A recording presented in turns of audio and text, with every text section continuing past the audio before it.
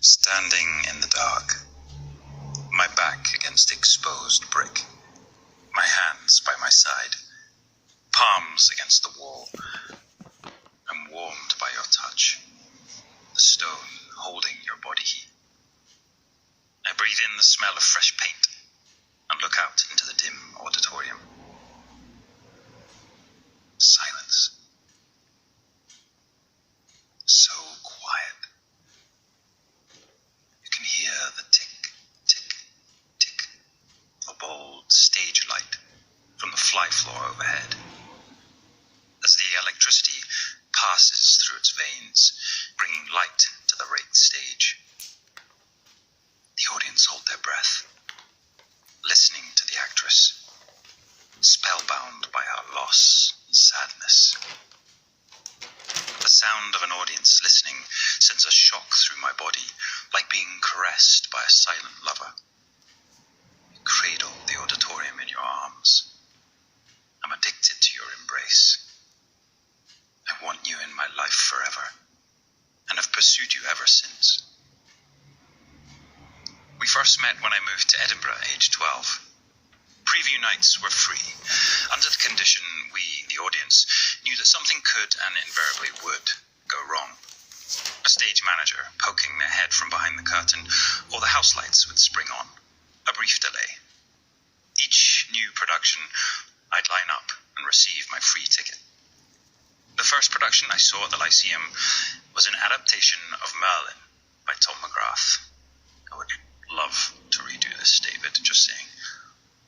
Powerful, dark and sexy, the cast in modern army dress, they fought next to burning braziers and burnt out cars. Live music wooed us from the gods. I strained forward in my free seat, hung on every word. Arthur, you fool. A few years later, I joined the Lyceum Youth Theatre next door, just yards away and almost within touching distance. If I couldn't be on your stage, at least I'd be next to you.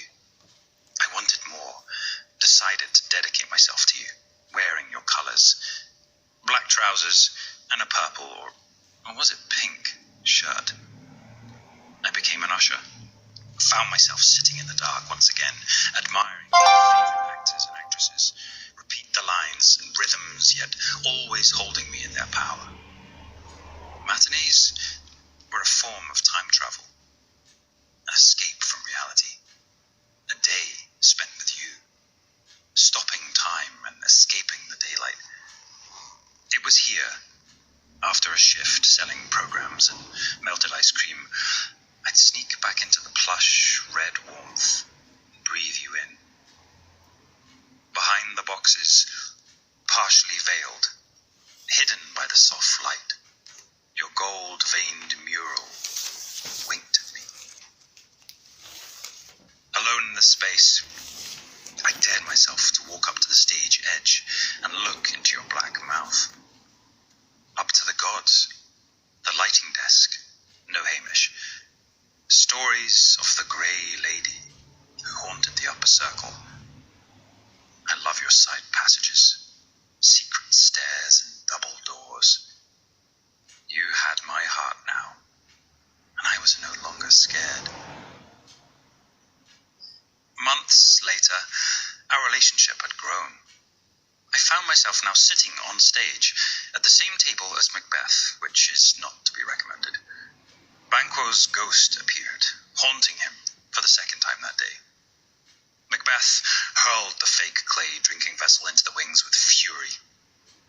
The lords at dinner, including myself, were bemused and confused by Macbee's behaviour, whilst secretly sharing an update on the live football game. A member of the youth theatre and aiming to go to drama school, I was lucky to be cast as second spear carrier in several productions of the Lyceum, Macbeth, the HEUGHAN, and Three Sisters. It was here I would stand in the wings every night and watch Caroline Devlin prepare herself, then thrill the audience without using a word. She came off stage, cloaked by the dark, I would hope she'd give me a look, somehow acknowledging the spell she'd cast. Electric. Thinking of you now, sitting there alone and quiet. I know you're just waiting. Not just for me, but for the throng and mass of voices, wet coats and torn tickets.